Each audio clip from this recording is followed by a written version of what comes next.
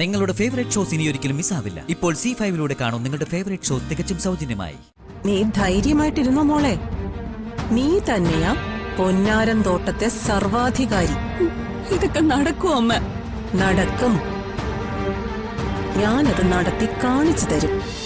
വളരെ മോശം അനുഭവമായിരിക്കും എന്നിൽ നിന്നുണ്ടാവുന്നത്. നിങ്ങൾക്കാർക്കും അത് സഹിക്കാൻ സാധിച്ചൊന്നും വരില്ല.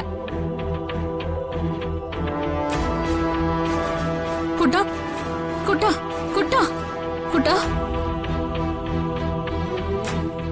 എങ്ങനെയുണ്ട്? കുഴപ്പമില്ലല്ലോ? പറയ. എനിക്ക് ഉറങ്ങണം.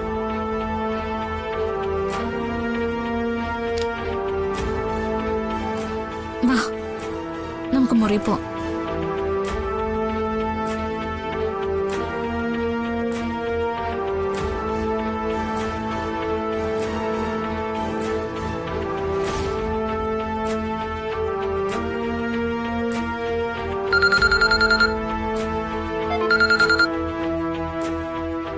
അഞ്ജു, വേണ്ട, എനിക്കിനി ഇവിടെ ജീവിക്കണ്ട അമ്മ.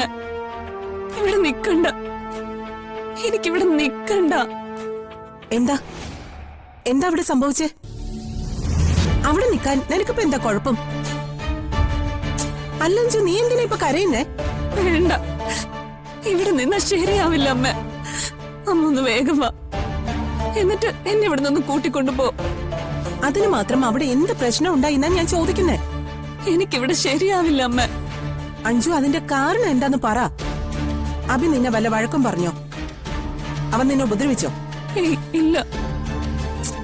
പിന്നെന്താ ഉണ്ടായേ? അവിടെ നിന്നെ ആരെങ്കിലും ശകാരിച്ചോ? ഇല്ല. ഇതൊന്നും അല്ലെങ്കിൽ പിന്നെ എന്താ അഞ്ജു വിഷയം? എനിക്കിവിടെ ഒരു വിലയുമില്ല. എല്ലാരും കൂടെ അവളെ ആ ദേവിക്ക് എടുത്ത് തലയിൽ വെച്ചേക്കുവാ. അവളെ ഇപ്പോ ഇവിടുത്തെ റാണിയായിട്ട് വാഴിച്ചോന്ന് പറഞ്ഞാ മതിയല്ലോ. മോളെ, നീ കാര്യം എന്താന്ന് തെളിച്ചു പറ, എന്നാലല്ലേ എനിക്കത് മനസ്സിലാവൂ. കുറച്ചു മുമ്പ് ഇവിടെ ഒരു മഹത്തായ ചടങ്ങ് നടന്നു. ചടങ്ങോ? കാലാകാലങ്ങളായി ഈ വീട്ടിലെ താക്കോലുകൾ കൈവശം വെക്കുന്നത് ഈ വീട്ടിലെ മൂത്ത മരുമകളാണ്. ഞാനിത് ഇന്നിവിടെ വെച്ച് ദേവികയെ ഏൽപ്പിക്കാൻ പോവാം.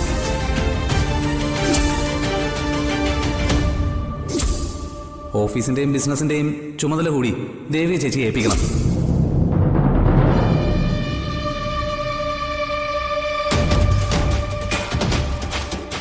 അതുകൊണ്ടിപ്പോ വീടിന്റെ ഓഫീസിന്റെയും സ്കൂളിന്റെയും താക്കോലും അധികാരവും ഒക്കെ ആ ദേവിക്ക് ഏൽപ്പിച്ചിരിക്കുക. ഇനി അവളായിരിക്കും ഇവിടുത്തെ ബിസിനസ് സാമ്രാജ്യത്തിന്റെ അധികാരി. ഞാൻ വെറും കറിവേപ്പില്ല, ഇവിടുത്തെ വെറും ഒരു അടിമ. ഞാൻ എന്തിനാ ഇവിടെ ഒരു അടിമയായിട്ട് നിൽക്കുന്നത്? അമ്മ എന്തൊന്നും മിണ്ടാത്ത? അമ്മ ഇങ്ങോട്ട് വരുന്നുണ്ടോ ഇല്ലയോ? എടി, നിന്നെ ഞാൻ അവിടെ പൊന്നാരൻ തോട്ടത്ത് തറവാട്ടിലേക്ക് കെട്ടിച്ചു വിട്ടത് തോറ്റു തുന്നമ്പാടി തിരികെ വരാനല്ല, അവിടുത്തെ മഹാറാണിയായി വാഴാൻ വേണ്ടിയിട്ടാ. അത് നിനക്ക് എപ്പോഴും ഓർമ്മ വേണം. നീ കരയാതിരിക്കേ. ഇങ്ങനെയുള്ള സിറ്റുവേഷനിൽ കരയല്ല വേണ്ടത്, വീറോടെ പോരാടണം. നിന്റെ ചങ്കിൽ തറച്ച വേദനയ്ക്ക് നീ പകരം വീട്ടണം. അവൾക്കിപ്പൊ കിട്ടിയിരിക്കുന്ന അധികാരവും സ്ഥാനവും എല്ലാം നീ തട്ടിത്തെറിപ്പിക്കണം. നീ ടെൻഷനാവണ്ട, എല്ലാം ഞാൻ ഏറ്റു.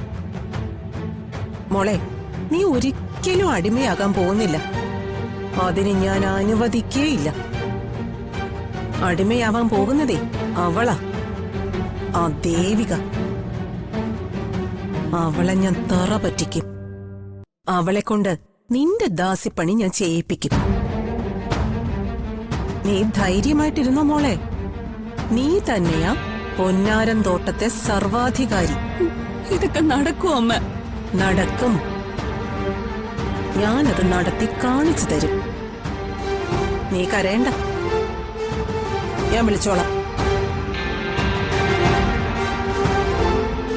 പൊന്നാരൻ തോട്ടത്തെ മഹാറാണി എന്റെ മോള. ദേവികയെ എന്ത് ചെയ്യണമെന്ന് ഈ സുലോചന തീരുമാനിക്കും. ദേവികെ, നീ കരുതിയിരുന്നോ, നിനക്കുള്ള പണി ദാ വരുന്നുണ്ട്.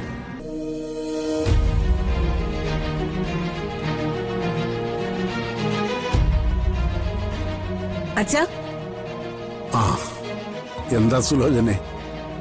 നമ്മൾ നമ്മുടെ പിള്ളേർക്ക് കൊടുക്കുന്ന വിരുന്നിനെ കുറിച്ചേ അതിനെപ്പറ്റി എനിക്ക് കുറച്ച് സംസാരിക്കാനുണ്ട്.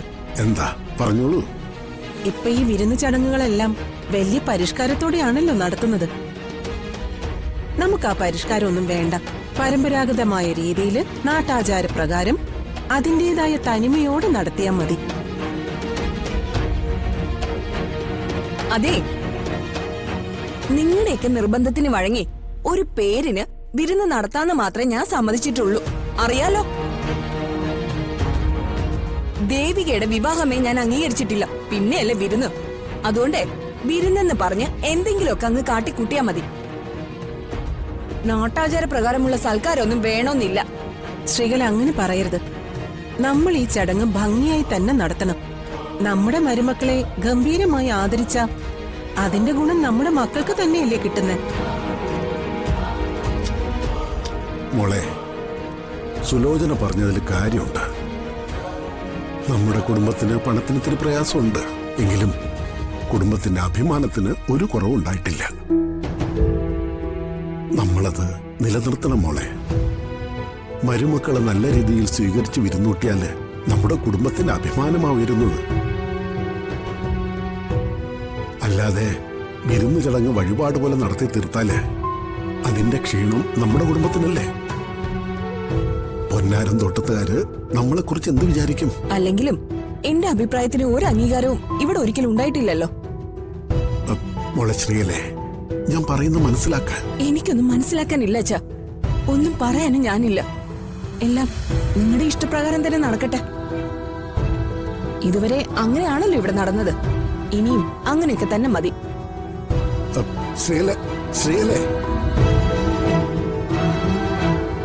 ശ്രീകലയുടെ പരാതിയും പണക്കൊന്നും നീ കാര്യമാക്കി എടുക്കണ്ട. നിന്റെ ഇഷ്ടപ്രകാരം നാട്ടാചാരപ്രകാരം ചടങ്ങ് നടക്കട്ടെ.